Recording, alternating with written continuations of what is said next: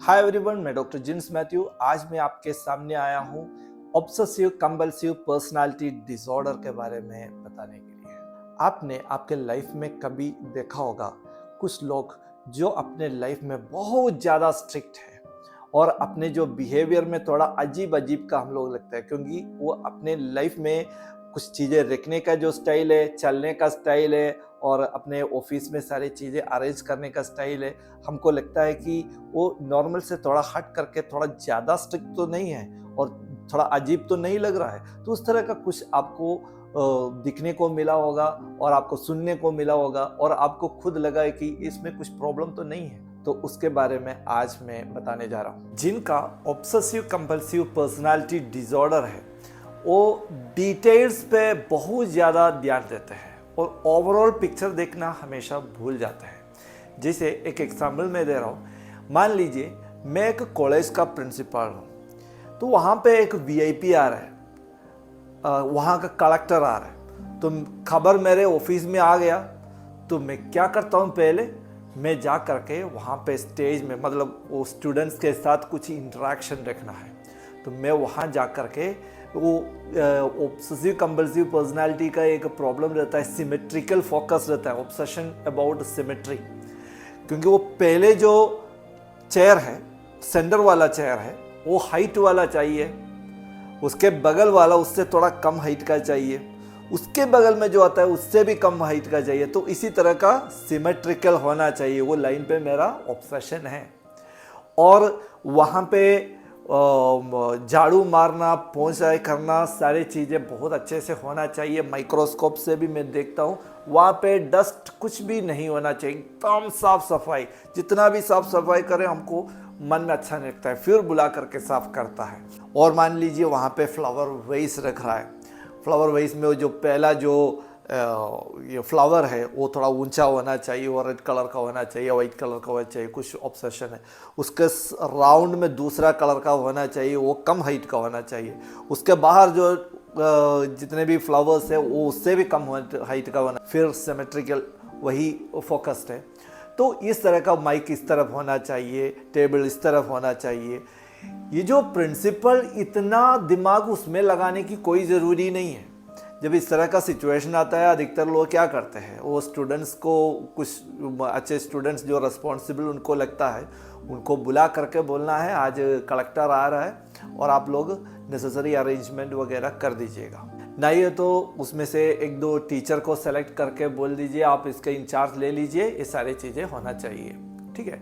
और प्रिंसिपल का काम क्या होता है, वहाँ पे अगर आते हैं तो उनको रिसीव करना, उनके लिए एक भाषण प्रिपेयर करना और बाकी सारी चीज़ें टीचर्स को और स्टूडेंट्स को इंटरेस्ट कर सकते हैं। और रिसीव करने का जो प्रोसीजर्स है वो सब आप कर लीजिएगा और स्टूडेंट्स को एक स्पीच प्रिपेयर करके उनको वेलकम करने के लिए आप इसका इंचार्ज ले लीजिए। तो इस तरह का ओवरऑल सुपरविजन से सारी चीज़ें करवाते हैं। बट ये जो प्रिंसिपल है तो इनका ये जो डिसऑर्डर है, तो इसीलिए वो नहीं कर पा रहा है। वो छोटे छोटे चीज़ों में पूरा दिमाग लगा रहा है, पूरा टाइम बिता रहा है और बाद में चलते प्रॉब्लम क्या होता है, कलेक्टर आता है तो उसको रिसीव करने के लिए कोई होता नहीं है और उसको अच्छे से वो एक भाषण दे करके उसको एंटरटेन करने के लिए कोई है नहीं है।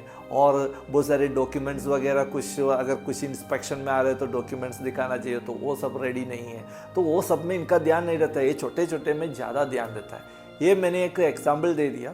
तो ये जो डिसऑर्डर का जो लोग हैं, ये छोटे छोटे बातों में बहुत ज़्यादा ध्यान देते हैं, उनका माइंड पूरा उसमें ऑब्सेशन में चले जाता है। कभी कभी साफ सफाई में चला जाता है, कभी कभी सिमेट्रिकल में, कभी कभी ऑर्डर में चला जाता है। और इन लोगों के साथ दूसरा प्रॉब्लम है कि परफेक्शनिज्म। कोई भी चीज़ें जब करते हैं वो परफेक्ट होना चाहिए। ये परफेक्शन के चलते प्रॉब्लम है कि मान के चलिए वो एक लेटर लिख रहा है, हम लोग क्या करते हैं, एक लेटर लिखते हैं तो एक दो वर्ड्स थोड़ा गलत हो गया तो उसको काट करके सामने लिख लेते हैं, नहीं तो इरेजर से हटा सकते हैं, नहीं तो वाइटनर से करके उसको ऊपर लिख सकते हैं। तो इससे बहुत सारे तरीके हम लोग करते हैं। बट ये लोग ऐसे ही कि ये एक लेटर ऐसे लिखेंगे, एग्जाम्पल बता रहा हूँ, तो उसमें एक गलती भी नहीं होना चाहिए। लिखते लिखते लिखते लिखते बीच में लास्ट तक एक गलती हो गया, उसका पूरा फाड़ करके फेंक दिया, फिर दोबारा लिखने दिया, फिर भी एक छोटा सा गलती आ गया, एक लेटर का गलती हो गया, उसको फाड़ करके निकाल।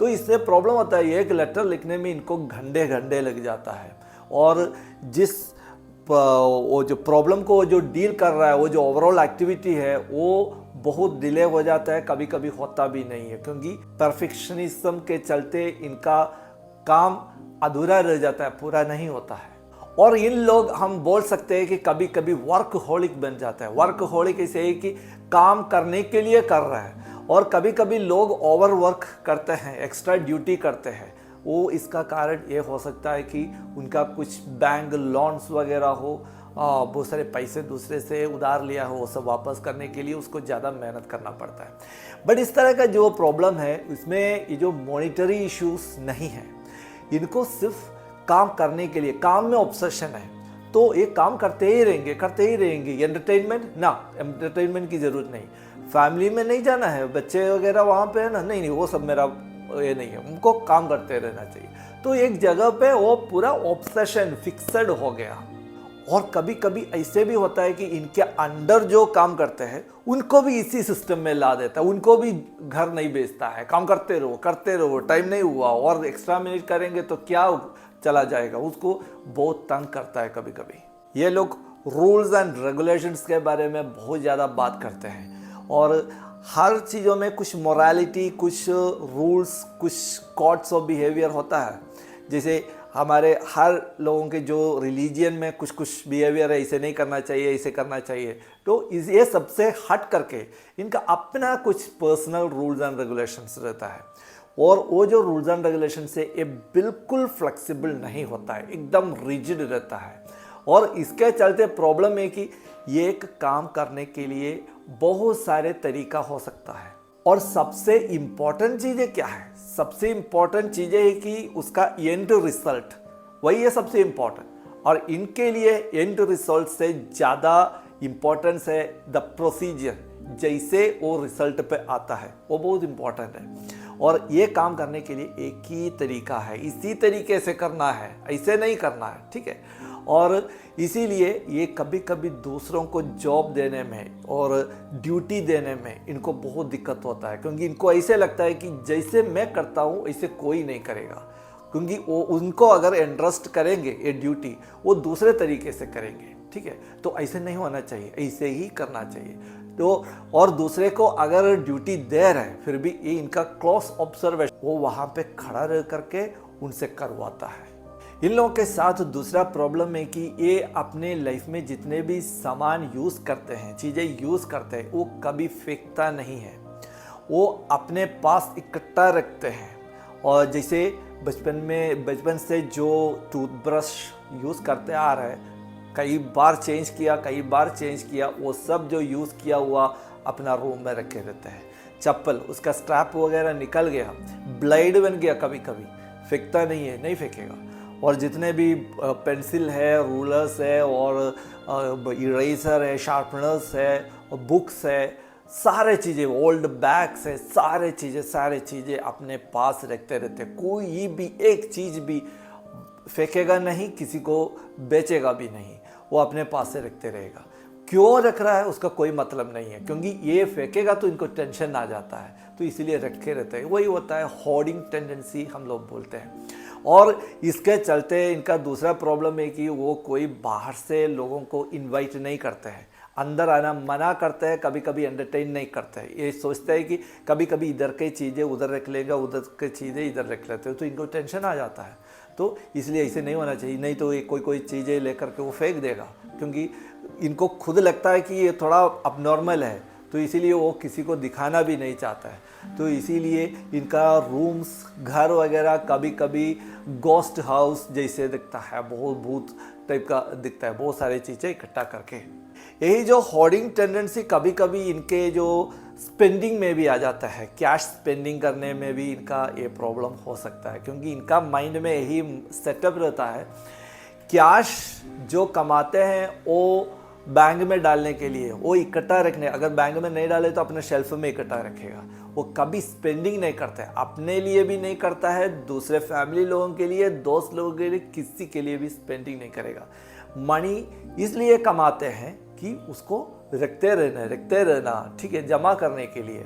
और जब बीमारी होते हैं, एकदम मरने वाले हैं, फिर भी स्पेंडिंग नहीं करेगा। वो पहले मैंने बताया था, जो होर्डिंग टेंडेंसी, बहुत सारी जो पुराने चीज़ें, जो जितना भी चीज़ें उन्होंने यूज़ किया उसको होर्डिंग करना, तो उसी तरह के पैसा भी होर्डिंग करने का मेंटालिटी इनके अंदर है। मान लीजिए एक घर में, मान लीजिए मेरे घर में मेरा पिताजी का ये जो प्रॉब्लम है, ऑब्सेसिव कंपल्सिव पर्सनालिटी डिसऑर्डर, ये क्या करेंगे, मैं 15 साल का 18 साल का हो गया, मैं खुद अपने से बाहर जा कर के चीज़ें खरीद सकता हूँ, कुछ भी डिसाइड कर सकता हूँ, बातचीत कर सकता हूँ, कहीं जाने के लिए रास्ता पूछ करके हम जा सकते हैं, अपना एबिलिटी है, हमारा एजुकेशन है। बट मेरा पापा का ये जो प्रॉब्लम है, मान लीजिए, तो वो क्या करेगा, वो मेरे को बोलेगा कि जाके दुकान से आकर के, मंडी जा कर के इसको लेके आइए। इसको लेने के लिए मेरे को 100 रुपया दे देगा, ठीक है, नहीं तो 95 रुपीज़ दे देगा, क्योंकि वो कैलकुलेट करेगा इधर से वहाँ तक गाड़ी में जाने में कितना पैसा लगेगा, ये जो सब्जी खरीदने में 1 किलो के लिए कितना पैसा लगेगा, वो सारे पैसा जोड़ करके उतना ही पैसा हमको दे देगा, ठीक है। तो ये बोलेगा कि वहाँ जंक्शन में जाके खड़े रहिए 10 बजे, 10:05 में ये गाड़ी आएगा, उसी गाड़ी में चढ़िएगा, दूसरे गाड़ी में नहीं, क्योंकि वो गाड़ी भी उधर जाता है, बट नहीं, उसमें नहीं, इसमें। वो फिक्सेशन, ऑब्सेशन है।